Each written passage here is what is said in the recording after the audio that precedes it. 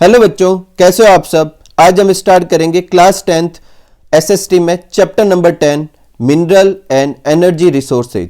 ये जो चैप्टर है इसमें रिड्यूस सिलेबस के हिसाब से आपका जो एक पोर्शन है जो कि बहुत बड़ा पोर्शन था वो कट हो चुका है, मेजर मिनरल्स ऑफ इंडिया। ठीक है, आपके 5 मार्क्स का ये चैप्टर है। तो स्टार्ट करते हैं अपन चैप्टर। इस मेजर मिनरल्स ऑफ इंडिया के अलावा बाकी सारे टॉपिक वैसे ही है। वैसे ये चैप्टर का सबसे बड़ा पार्ट यही था। ठीक है, तो स्टार्ट करते। देखो, सबसे पहले अपने हेडिंग में मिनरल एंड एनर्जी रिसोर्सेज। तो सबसे पहले ये देखते हैं कि रिसोर्सेज क्या होता है। तो every object that is used directly और indirectly by human is known as resources. मतलब ह्यूमन अपने आसपास की कोई भी चीज को डायरेक्टली और इनडायरेक्टली अपने किसी काम के लिए, किसी पर्पज के लिए यूज करता है, वो ह्यूमन के लिए किसका काम करता है? रिसोर्सेज का काम करता है। अब जो ये रिसोर्सेज है जो माइनिंग से ऑब्टेन करते हैं, इसलिए इनको अपन मिनरल रिसोर्सेज कह सकते हैं। और कुछ रिसोर्सेज ऐसे होते हैं जिसमें से कुछ मिनरल्स भी होते हैं और कुछ नॉन मिनरल्स भी होते हैं, जिसे अपन एनर्जी प्रोडक्शन के लिए, एनर्जी फॉर्मेशन के लिए यूज करते हैं। उन्हें क्या कहते हैं? एनर्जी रिसोर्सेज कहते हैं। तो वो रिसोर्सेज जो अपन अर्थ की क्रस्ट से, माइनिंग से ऑब्टेन करते हैं, उन्हें मिनरल रिसोर्सेज कहते हैं। और वो सारी चीजें जिससे अपन एनर्जी ऑब्टेन करते हैं उसे अपन क्या कहेंगे? Energy resources. और इन एनर्जी रिसोर्सेज में भी कुछ मिनरल्स आएंगे। ठीक है, नेक्स्ट हेडिंग है अपने मिनरल। तो मिनरल क्या है? Substance obtain from earth through mining which have definite chemical composition. ऐसे सब्सटेंस जिसे अपन क्या करते हैं? अर्थ की क्रस्ट से, माइनिंग से ऑब्टेन करते हैं। माइन से ऑब्टेन करते हैं, इसलिए उन्हें क्या कहते हैं? मिनरल्स। और उनका एक डिफाइनाइट केमिकल कंपोजिशन होता है। ठीक है, ऐसे सब्सटेंस को अपन क्या कहेंगे? मिनरल्स कहेंगे। 96% मिनरल्स जो है इंडिया में, वो कहाँ पर होते हैं? अरावली रीजन में, हिमालय रीजन में, पेनिसुलर रीजन में, ब्रह्मपुत्र वैली और कोस्टल एरिया ऑफ साउथ। तो ये जो है अपने मेजर रीजन्स है जहां से अपन क्या करते हैं? मिनरल्स ऑब्टेन करते हैं। मिनरल्स जो होते हैं वो बायोटिक भी हो सकते हैं और एबायोटिक भी हो सकते हैं। बायोटिक मिनरल्स वो होते हैं जो मिनरल बनने के लिए, बायोटिक सोर्स बोले तो लिविंग सोर्स से बने, जैसे कोल और नेचुरल ऑयल और पेट्रोलियम वगैरह है। ये कैसे बने हैं कि लाखों करोड़ों साल पहले जो ऑर्गेनिक चीज़ें थी, बोले तो ह्यूमन वगैरह, जो भी जानवर वगैरह, जो भी ऑर्गेनिज्म वगैरह थे, जो भी प्लांट्स वगैरह थे, उनके डेथ होने के बाद में वो अर्थ की क्रस्ट पे नीचे दबते गए और हाई टेम्परेचर, हाई प्रेशर की वजह से उनका क्या हुआ? डीकम्पोजिशन हुआ और उससे कोल और नेचुरल ऑयल वगैरह ये सब बने। तो ये सारे किससे बने? डेड और डिकेड, मतलब ऑर्गेनिक सब्सटेंस जो किसी लिविंग थिंग्स से थे, उनसे बने मिनरल्स, कोल और नेचुरल ऑयल, इसलिए इसे बायोटिक कहते हैं। और आयरन, मैग्नीज और जो भी दूसरे हैं अपने मेटल, वो सारे कौन से आते हैं? एबायोटिक मिनरल्स में आते हैं। मिनरल्स जो है वो इंडिया में 3.4% कंट्रीब्यूशन देते हैं जीडीपी में और 11% कंट्रीब्यूशन देते हैं इंडस्ट्रियल प्रोडक्शन में। मतलब इंडस्ट्री जितनी है उसका प्रोडक्शन का 11% मिनरल्स की वजह से और जीडीपी का 3.4% वो किसकी वजह से? मिनरल्स की वजह से। अब इंडिया में जो है वो टोटल 89 मिनरल्स है आपकी बुक के हिसाब से, जिसमें 52 non metallic, 10 metallic, 4 fuel mineral और 23 जो है वो माइनर मिनरल्स है जो कि बिल्डिंग मटेरियल्स वगैरह के लिए यूज किए जाते हैं। ठीक है, मिनरल्स जो है उन्हें 3 कैटेगरी में डिवाइड कर सकते हैं: metallic mineral, non metallic mineral और एनर्जी मिनरल। ये जो आपके सामने चार्ट दिख रहा है ये बहुत ही इंपॉर्टेंट है। इसमें से पहले भी बोर्ड में 2 बार क्वेश्चन आ चुके हैं और इस बार भी आने के पूरे चांसेज, आप इसको अच्छे से मेरी तरफ से इंपॉर्टेंट लगा ले। तो मिनरल्स जो होते हैं वो 3 तरह के हो सकते हैं। मेटेलिक मिनरल, वो मिनरल जिसमें मेटल कंटेंट हो। मेटल आप सब जानते हैं, साइंस में आपने पढ़ रखा है। तो मेटल अगर है उस मिनरल में तो वो मेटेलिक मिनरल्स कहलाएंगे। अगर उसमें कोई मेटल नहीं है तो उसे नॉन मेटेलिक मिनरल्स कहेंगे। और मिनरल ऐसे हैं जिससे अपन एनर्जी या हीट जनरेट कर सकते हैं तो उसे एनर्जी मिनरल्स कहेंगे। अब मेटेलिक मिनरल आपके बोर्ड में पहले भी पूछा जा चुका है तो ये दोनों भी आ सकते हैं। तो मेटेलिक मिनरल कौन से होंगे? जो मिनरल्स में क्या हो? मेटल कंटेंट हो। फिर इसे 2 तरीके से डिवाइड कर सकते हैं, एक फेरस मिनरल्स में और एक नॉन फेरस मिनरल में। आप साइंस में पढ़ चुके हैं, फेरस अपन किसके लिए वर्ड यूज करते हैं? आयरन के लिए। तो वो मेटेलिक मिनरल्स जिसमें आयरन एक कंटेंट हो उन्हें अपन क्या कहेंगे? Ferrous mineral. और वो मेटेलिक मिनरल जिसमें आयरन ना हो उसे अपन क्या कहेंगे? Non ferrous minerals. जैसे आयरन के जो और है, टंगस्टन, कोबाल्ट, क्रोमाइट, ये सब है फेरस मिनरल्स में आते हैं। Gold, silver, copper, zinc, bauxite, magnesium, ये सब किस में आते हैं? नॉन फेरस मिनरल्स में आते हैं। नॉन मेटेलिक मिनरल्स कौन से थे? Minerals which do not contain metal, वो क्या कहलाएंगे? Non metallic minerals. इसमें क्या क्या होंगे? Limestone, dolomite, mica, gypsum. अपने साइंस में जिप्सम का फॉर्मूला पढ़ रखा है, क्या होता है? CaSO4.2H2O। तो आप देख पा रहे हैं इसमें कोई भी मेटेलिक कंटेंट नहीं है, ठीक है। तो ये क्या कहलाएंगे? अपने नॉन मेटेलिक क्या कहलाएंगे? मिनरल्स कहलाएंगे। नेक्स्ट है अपने एनर्जी मिनरल्स। तो देखो एनर्जी मिनरल्स कौन से होते हैं? Mineral which provide heat and energy. ऐसे मिनरल जिससे अपन हीट और एनर्जी जनरेट कर सकते हैं उन्हें अपन क्या कहते हैं? एनर्जी मिनरल्स कहते हैं। और इसमें कौन कौन से आते हैं? फ्यूल मिनरल्स आते हैं, न्यूक्लियर पावर जो होते हैं वो आते हैं। फ्यूल मिनरल्स मतलब जो जिनको अपन फ्यूल की तरह यूज करते हैं, जैसे कोल, पेट्रोलियम, नेचुरल गैस, इसे अपन क्या करते हैं? फ्यूल की तरह यूज करते हैं।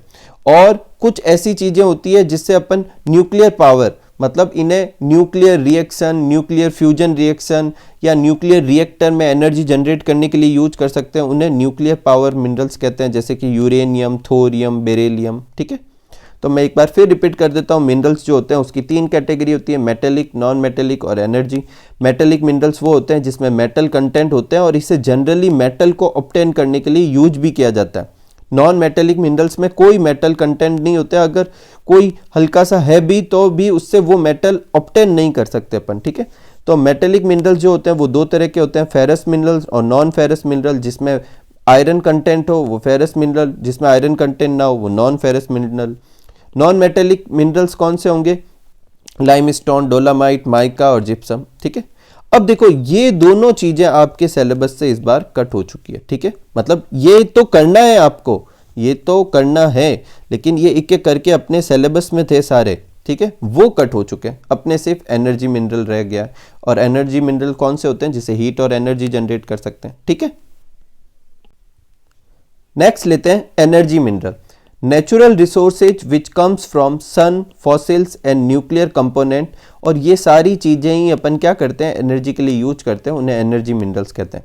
सन से सनलाइट आती है, सनलाइट से अपन क्या कर सकते हैं? सोलर एनर्जी कहते हैं, उससे अपन इलेक्ट्रिसिटी जनरेट कर सकते हैं, उससे बहुत सारे काम कर सकते हैं, तो वो एक एनर्जी रिसोर्सेज है।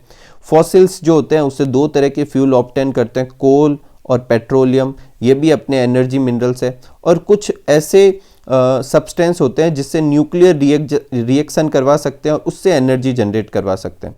इसमें एग्जांपल कौन कौन से? कोल और पेट्रोलियम, ये तो फॉसिल्स में आ गया। नेचुरल गैस भी फॉसिल्स फ्यूल में आ गया। हाइड्रो एनर्जी को यूज करने के लिए अपन सन को यूज करेंगे, सनलाइट से फिर हाइड्रो एनर्जी जनरेट करेंगे। और न्यूक्लियर एनर्जी न्यूक्लियर कंपोनेंट से एनर्जी जनरेट करेंगे। तो एक एक करके अपन को 2 ये सब करने हैं, और स्पेशली कौन से? कोल, पेट्रोलियम और नेचुरल गैस। सबसे पहले लेते हैं कोल। कोल जो है एक तरह का क्या है? फॉसिल्स फ्यूल है। ये जो होता है प्रोडक्शन के बेस पे अगर कोल का देखें तो चाइना जो है नंबर 1 पे है, अमेरिका सेकंड नंबर पे है और इंडिया जो है वो 3rd नंबर पे है। यहाँ पे स्पेलिंग करेक्ट कर लेना आप।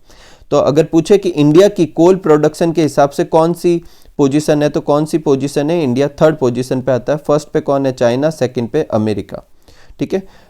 अगर कोल वॉच जो है वो फर्स्ट टाइम कहाँ से ऑब्टेन किया जाए ये पूछा जाए तो रानीगंज, यहाँ से कोल को क्या किया गया था? फर्स्ट टाइम ऑब्टेन किया गया था। नेक्स्ट जो टॉपिक है इस पे पहले भी बोर्ड में क्वेश्चन आ रखे हैं और फिर आ सकते हैं, बहुत ही इंपॉर्टेंट टॉपिक है कि टाइप्स ऑफ कोल क्या होते हैं। अब कोल के जो ये 4 टाइप्स देख पा रहे हैं आप, वो इस बेसिस पे है कि उसमें कार्बन का कंटेंट कितना है। तो जितना ज्यादा कार्बन कंटेंट होगा वो कोल उतना ही अच्छा क्वालिटी का माना जाएगा। तो 4 तरीके के कोल होते हैं, एंथ्रासाइट, बिटुमन, लिग्नाइट और पीट। पीट जो होता है उसमें 15 to 35% कार्बन कंटेंट होते हैं, तो ये सबसे लो क्वालिटी का है। और एंथ्रासाइट जो होता है उसमें 80 to 90% क्या होता है? कार्बन परसेंटेज होता है, वो सबसे अच्छी क्वालिटी का है। आपके बोर्ड में एक बार क्वेश्चन आया था, एक तरफ इन सब के नाम दे रखे थे और एक तरफ ये ऊपर नीचे दे रखे थे, आपको मैच करने थे कि कौन सा परसेंटेज किसका है, ठीक है। तो ये फिर पूछा जा सकता है आपको, तो अच्छे से आप लर्न कर ले। नेक्स्ट एक और क्लासिफिकेशन हो सकता है अपने किसका? कोल का, वो देखते हैं अपन। तो देखो उससे करने से पहले मैं आपको समझाता हूं। देखो अर्थ जब से बनी है तब से लेकर अब तक जो भी अपना टाइम है उसे साइंस में टाइम स्केल के फॉर्म में क्या कर रखा है, डिवाइड कर रखा है, अलग अलग टाइम पीरियड दे रखा है। जैसे एक फेमस आपको मैं बताता हूँ, जैसे जब डायनासोर थे तो जो टाइम पीरियड था उसे कहते हैं जुरासिक टाइम पीरियड। यही वजह है उस पर जो मूवी वगैरह बनी है उस पर भी क्या नाम दे रखा है, जुरासिक पार्क वगैरह। तो ठीक वैसे के वैसे ये कोल भी अभी तो बने नहीं है, कोल भी बहुत पहले बने होंगे। तो ये कोल जो बने वो किस टाइम स्केल से बिलोंग करते हैं उसके बेसिस पे कोल के टाइप है। तो एक होते हैं गोंडवाना कोल और एक होता है टर्सरी कोल। गोंडवाना कोल जो है वो गोंडवाना पीरियड से ऑब्टेन किए गए और टर्सरी कोल जो है वो टर्सरी पीरियड के समय बने थे। मतलब ऑब्टेन तो अभी अपन कर रहे हैं, लेकिन अगर उनकी अपन कार्बन डेटिंग करके, एक साइंस में क्या होती है, टेक्नोलॉजी होती है जिससे अपन उसकी एज बता सकते हैं कि कितने साल पहले से बिलोंग कर रहा है। तो वो जो है गोंडवाना कोल जो है वो गोंडवाना पीरियड के आसपास उस समय कुछ होने की वजह से उस समय दबे होंगे अर्थ के नीचे और उससे बने होंगे। और टर्सरी पीरियड के समय जो बने थे, जो अभी अपन ऑब्टेन कर रहे हैं, उसे टर्सरी कोल कहते हैं। अपनी बुक में सिर्फ ये हेडिंग दे रखी है गोंडवाना पीरियड और टर्सरी पीरियड। एनसीईआरटी वगैरह में ऐसे दे रखा है कि कोल दो तरह के होते हैं इंडिया में, गोंडवाना कोल और टर्सरी कोल। ठीक है, तो ये आप नोट कर लीजिए, फिर अपन आगे बढ़ते हैं। तो अगर इन दोनों में अपन कंपेयर करें, गोंडवाना कोल और टर्सरी कोल में, जो कि आपकी बुक में हेडिंग है गोंडवाना पीरियड और टर्सरी पीरियड में, तो क्या क्या पॉइंट हो सकते हैं देखते हैं अपन। तो देखो, coal obtain from this time period is known as Gondwana coal और coal obtain from tertiary time period वो क्या कहलाएंगे, टर्सरी कोल। ये जो है कंपेरेटिवली पुराने हैं क्योंकि ये टाइम स्केल उससे भी पुरानी है। तो ये करीब 200 मिलियन एगो के हैं और ये 15 to 16 मिलियन एगो है। अब जितने पुराने होंगे वो कोल, इसका मतलब वो अर्थ की सरफेस के उतने ही नीचे थे। ठीक है, और उतने ही नीचे होंगे तो उसमें कार्बन के कंटेंट उतने ही ज़्यादा होंगे। तो जो गोंडवाना कोल है वो कंपेरेटिवली सुपीरियर क्वालिटी के होते हैं और टर्सरी कोल जो है वो कंपेरेटिवली इंफीरियर क्वालिटी के होते हैं। इसमें कौन से कोल ज़्यादा मिलते हैं, बिटुमिन, और इसमें मिलते हैं लिग्नाइट। ठीक है, एक कौन कौन से एरिया में इस तरह के कोल मिलते हैं वो अपन को याद रखने हैं। तो महानदी वैली, दामोदर वैली और सोन वैली इसमें, और ये Godavari, Wardha, 5 river valley region, Brahmani, Indravati, इन जगह पर ये इस तरीके के कोल मिलते हैं।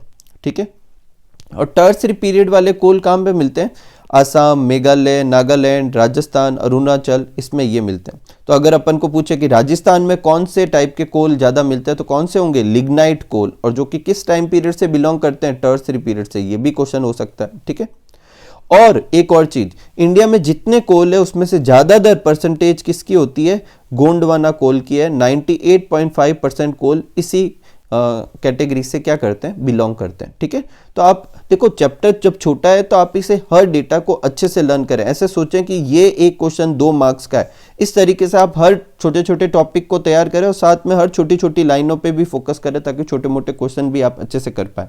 ठीक है, नेक्स्ट हेडिंग है अपने कोल इन राजस्थान। तो देखो राजस्थान में मैं अभी डिस्कस कर चुका हूं कि राजस्थान में कौन से टाइप के जनरली कोल होते हैं, लिग्नाइट कोल जो टर्सरी टाइम पीरियड से क्या करते थे, बिलोंग करते थे। और कोल जो होते हैं राजस्थान में वो लाइमस्टोन बोले तो चूने के पत्थर के साथ में मिलते हैं। अब राजस्थान में कौन से कोल डिपॉजिट एरिया है ये आपको पूछ सकते हैं क्वेश्चन। तो अगर स्टेट की बात, सॉरी डिस्ट्रिक्ट की बात की जाए तो कौन कौन से ज़्यादा हैं, बाड़मेर, बीकानेर और नागौर, और इनके हर के अंदर कुछ और जगह भी दे रखी है। तो आप कम से कम 2-2, 3-3 नाम तो याद जरूर रखें। ठीक है, एक अपने यहाँ पर जो कोल बनते हैं उनका अपन यूज किस लिए करते हैं, तो उसका यूज करते हैं थर्मल पावर प्लांट में। थर्मल पावर प्लांट क्या होता है, पावर प्लांट एक ऐसी जगह होती है जहाँ पर अपन क्या करते हैं, इलेक्ट्रिसिटी जनरेट करते हैं। और थर्मल पावर प्लांट में अपन क्या करते हैं, हीट से इलेक्ट्रिसिटी जनरेट करते हैं और हीट पैदा करने के लिए अपन क्या यूज करते हैं, कोल। अब हीट को डायरेक्ट इलेक्ट्रिसिटी में भी जनरेट कर सकते हैं, हीट को यूज करके जो वाटर है उसको वेपर में कन्वर्ट करें और उस वेपर से टरबाइन घुमाकर फिर इलेक्ट्रिसिटी जनरेट कर सकते हैं। तो ये थर्मल पावर प्लांट जो होते हैं वहां पर कोल वगैरह क्या किए जाते हैं, यूज किए जाते हैं। अगर देखो एक आपकी इसके बाद में एक टेबल दे रखी है बुक में, उसमें बहुत सारे डेटा हैं, तो अपन ने सिर्फ ज़्यादा नहीं उससे 3 चीज़ें याद रखनी है उस टेबल से कि इंडिया के लार्जेस्ट कोल प्रोड्यूसिंग स्टेट कौन से हैं। तो सबसे पहले नंबर पे आता है झारखंड, सेकंड नंबर पे आता है उड़ीसा और थर्ड नंबर पे कौन आता है, छत्तीसगढ़ आता है। ठीक है, और ये भी एक छोटा सा क्वेश्चन हो सकता है कि कोल इन राजस्थान पे एक शॉर्ट नोट्स लिखो, ठीक है। और छोटा क्वेश्चन एक ये पूछ सकते हैं कि राजस्थान में किस तरह के कोल प्रेजेंट होते हैं, तो लिग्नाइट। एक ये क्वेश्चन हो सकता है कि राजस्थान में जो कोल होते हैं उनके साथ में और क्या मिलता है, तो लाइमस्टोन। और एक राजस्थान के कोल डिपॉजिट एरिया के नाम लिखो, बाड़मेर, बीकानेर, नागौर, उन सब के अंदर दो दो तीन तीन ये एरिया के नाम भी लिखने हैं, ठीक है, कोई तकलीफ नहीं। नेक्स्ट लेते हैं अपन पेट्रोलियम। तो देखो पेट्रोलियम भी कोल की तरह ही एक फॉसिल फ्यूल है, और ये जो है नेचुरली किस फॉर्म में प्रेजेंट होता है, लिक्विड फॉर्म में प्रेजेंट होता है अर्थ की सरफेस के नीचे, जिसे रिफाइंड करके अपन फ्यूल ऑब्टेन करते हैं। पेट्रोलियम से ही petrol, diesel, kerosene, vaseline, grease, डामर, जो सब कुछ, कोलतार, सब कुछ किससे ऑब्टेन करते हैं अपन, पेट्रोल से ऑब्टेन करते हैं। इवन नेचुरल गैसेज वगैरह जो होती है वो भी ऑब्टेन करते हैं इससे। अब जो ये पेट्रोलियम बनता कैसे, ये मैं पहले भी डिस्कस कर चुका हूँ। It is form by decomposition of organic matter over a millions of year ago. और उसमें क्या होता है, हाई टेम्परेचर और हाई प्रेशर की वजह से अर्थ की क्रस्ट के नीचे दबने से वो पेट्रोलियम में क्या हो गए, कन्वर्ट हो गए। यही वजह है कि कोल और पेट्रोलियम को अपन क्या कहते हैं, बायोटिक मिनरल कहते हैं। ये अपन ने डिस्कस कर लिया था स्टार्ट में। पेट्रोलियम जो होता है वो जनरली सेडिमेंट्री रॉक में मिलता है। पेट्रोलियम जो होता है उसका यूज कहाँ करते हैं अपन, ट्रांसपोर्टेशन और मशीनरी सेक्टर्स में करते हैं। अब है कि इंडिया के जो पेट्रोलियम रिजर्व है उनके बारे में कुछ पॉइंट है। तो इंडिया में चार जो है वो सबसे बड़े पेट्रोलियम रीजन्स हैं, जिसमें सबसे पहले नंबर पे आता है महाराष्ट्र, सेकंड नंबर पे आता है गुजरात, थर्ड नंबर पे आता है आसाम, और फोर्थ नंबर पे आता है क्या, राजस्थान, ठीक है। तो ये अपने जो है वो क्या है, चार जो है सबसे बड़े रीजन है पेट्रोलियम के, ठीक है। और ये कितना, टोटल 91% पेट्रोलियम इन चार रीजन्स में होता है, जिसमें भी सबसे बड़ा कौन सा है, महाराष्ट्र। इसे अपन याद रख सकते हैं मगर। एम से महाराष्ट्र, जी से गुजरात, ए से आसाम और आर से राजस्थान, ठीक है। क्रूड ऑयल जो इनसे यहाँ से रीजन से निकलता है उसे फिर क्या किया जाता है, सेंड किया जाता है रिफाइनरी में। 24 रिफाइनरीज में सेंड किया जाता है। नेचुरल गैस रिजर्व भी पेट्रोलियम के साथ ही इस टॉपिक में पढ़ाया जाएगा। तो नेचुरल गैस रिजर्व कहाँ कहाँ पर है, ये तो पेट्रोलियम के बाकी के जो रिजर्व है, गैस ज़्यादा कहाँ पर निकलेगी, पंजाब, राजस्थान, तमिलनाडु, हिमाचल प्रदेश में नेचुरल गैस रिजर्व पाए जाते हैं। और इन नेचुरल गैस रिजर्व को मैनेज कौन करता है, GAIL, gas authority of India limited, ठीक है। ये इसे क्या करता है, नेचुरल गैस रिजर्व को मैनेज करता है। और फिर ये जो होते हैं नेचुरल गैस का यूज कहाँ करते हैं, मतलब कहाँ कहाँ प्रोवाइड करवाएंगे, तो इलेक्ट्रिसिटी जनरेशन में, फर्टिलाइजेशन फॉर्मेशन में, और अदर भी कुछ चीज़ें होती है वहाँ पर। तो ये अपने किसके बारे में था, पेट्रोलियम प्रोडक्ट के बारे में था। जहाँ तक छोटे क्वेश्चन की बात की जाए, एक अपन को ये पूछ सकते हैं कि पेट्रोलियम बनता कैसे है, पेट्रोलियम कौन सी रॉक से ज़्यादा ऑब्टेन किया जाता है, पेट्रोलियम का यूजेज कहाँ करते हैं, इंडिया की सबसे लार्जेस्ट पेट्रोलियम रिजर्व कौन से स्टेट में है, तो महाराष्ट्र में। टॉप 4 के नाम लिखो, तो महाराष्ट्र, गुजरात, आसाम और राजस्थान। टोटली कितना, 91% बनाते हैं, ठीक है। एक अपन को नेचुरल गैस रिजर्व कौन मैनेज करता है, गेल करता है, गैस अथॉरिटी ऑफ इंडिया। और नेचुरल गैस के रिजर्व कहाँ कहाँ है, पंजाब, राजस्थान, तमिलनाडु, हिमाचल प्रदेश, ठीक है। देखो इसके आगे आपके बुक में एक टेबल दे रखी है, और उस टेबल की हेडिंग है कि मेजर पेट्रोलियम रीजन्स, और इस पे भी क्वेश्चन आ सकते हैं। और गुजरात पे पहले भी सप्लीमेंट्री पेपर में क्वेश्चन पूछा जा चुका है कि गुजरात के जो मेजर पेट्रोलियम रीजन्स हैं उनके नाम लिखो। तो यहाँ पर आपकी बुक में 6 स्टेट में जो भी रीजन्स हैं उनके नाम लिखे हुए हैं। आप इन 4 के तो अच्छे से लर्न करें, क्योंकि ये 4 अभी अपन ने डिस्कस किए हैं कि ये सबसे ज़्यादा क्या होते हैं, पेट्रोलियम रिजर्व रखते हैं। कौन से, जिसको अपन ने याद किया था मगर से, एम से महाराष्ट्र, जी से गुजरात, ए से आसाम, आर से राजस्थान। तो इनमें भी कहाँ कहाँ रीजन है वो अपन को याद रखने हैं। जैसे आसाम में कहाँ है, डिगबोई, बदरपुर, मसीमपुर। गुजरात में कहाँ है, अखिलेश्वर, लूनेल और महसाणा। महाराष्ट्र में कहाँ है, बॉम्बे हाई इन अरेबियन सी। मतलब ये सब रीजन जो है आपको लर्न कर लेने, ये स्टेट के नाम याद रखने, ठीक है।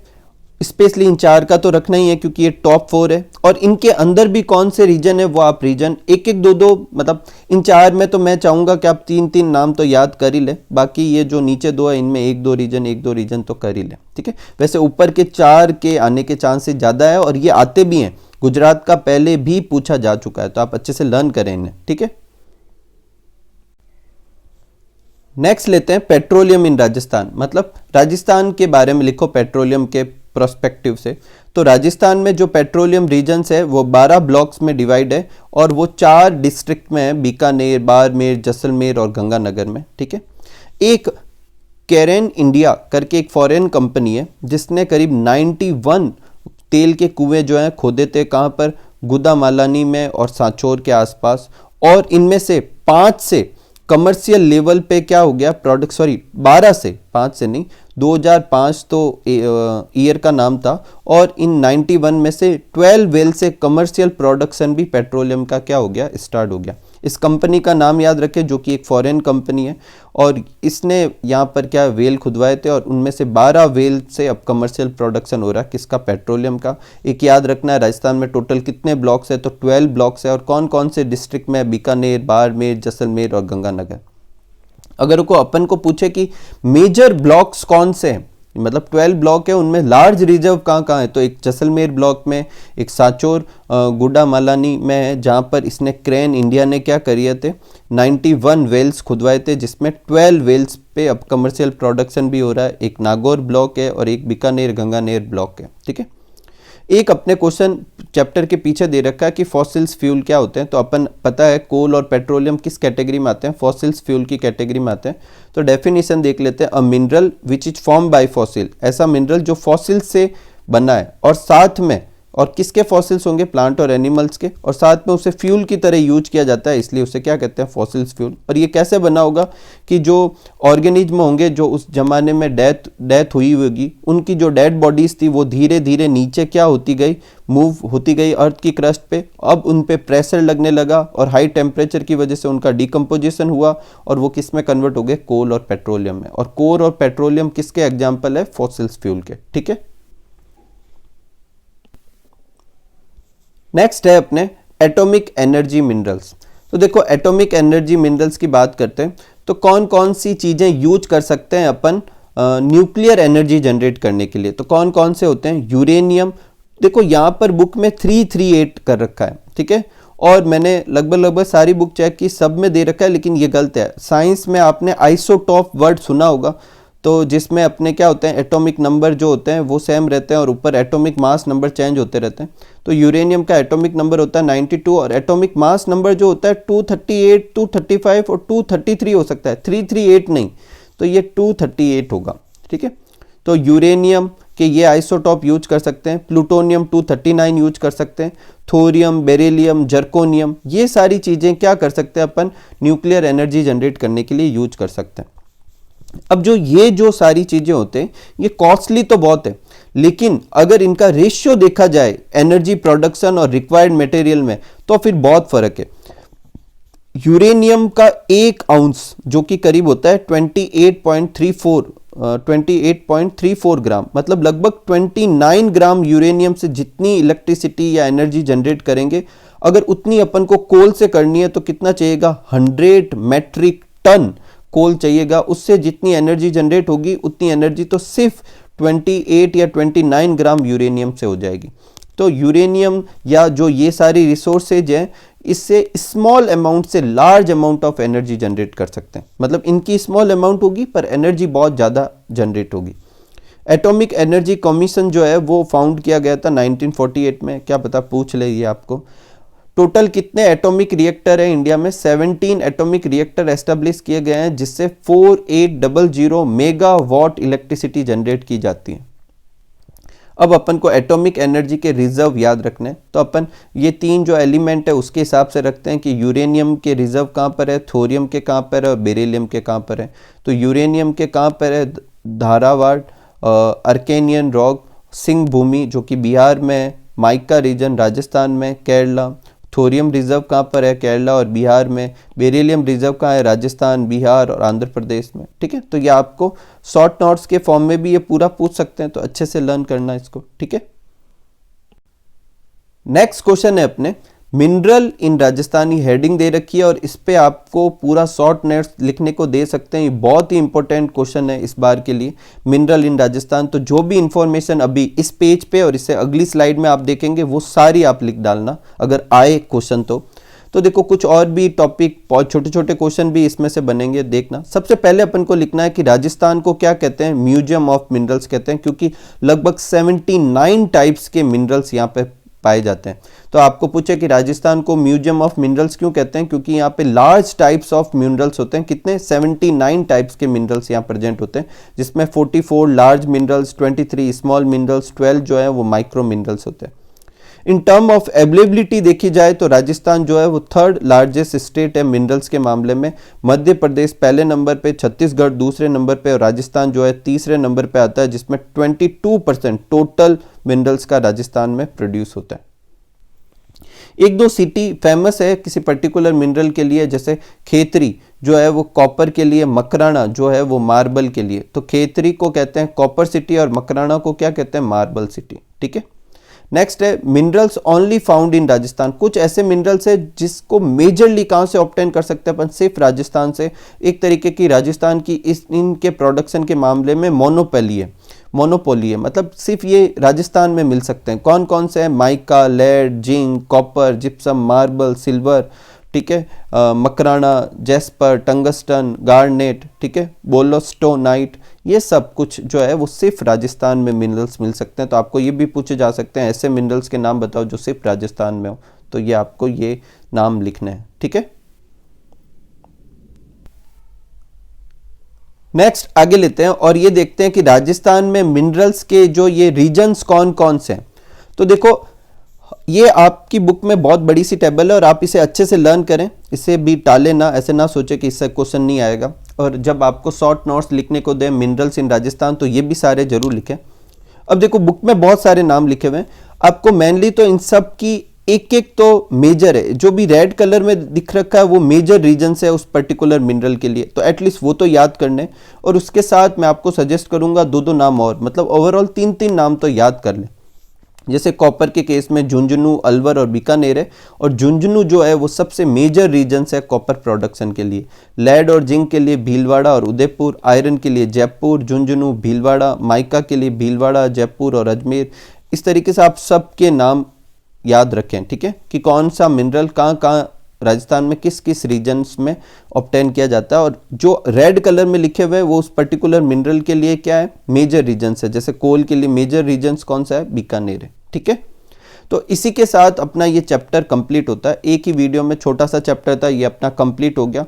जितना भी ये टॉपिक आपके पीछे बचा है, मैं चाहूँगा कि इसको आप पूरा अच्छे से लर्न करें, अच्छे से दोनों ही तरीके से लर्न करें, कि हर जो स्लाइड में जो आपको कंटेंट दिखते हैं वो आप देखें कि ये एक छोटा क्वेश्चन भी है, मतलब एक शॉर्ट नोट्स लिखने के लिए आ सकता है, और साथ ही साथ में आपको छोटे मोटे क्वेश्चन भी पूछे जा सकते हैं। ठीक है। तो मिलते हैं अगले वीडियो में। और एक और चीज, आगे की स्लाइड में बोर्ड में जो जो क्वेश्चन आ रखे हैं इस चैप्टर में से पिछले 3 साल में, वो मैंने दे रखे हैं, तो आप वहां से उनको भी देख लें और देख लें कि इस चैप्टर में से किस तरीके के क्वेश्चंस बनते हैं। ठीक है। तो मिलते हैं अगले चैप्टर के वीडियो में। तब तक आप सब लोग खूब सारा हार्डवर्क कीजिए, खूब मस्त रहिए और खूब इंजॉय कीजिए अपनी लाइफ को। Thank you for watching.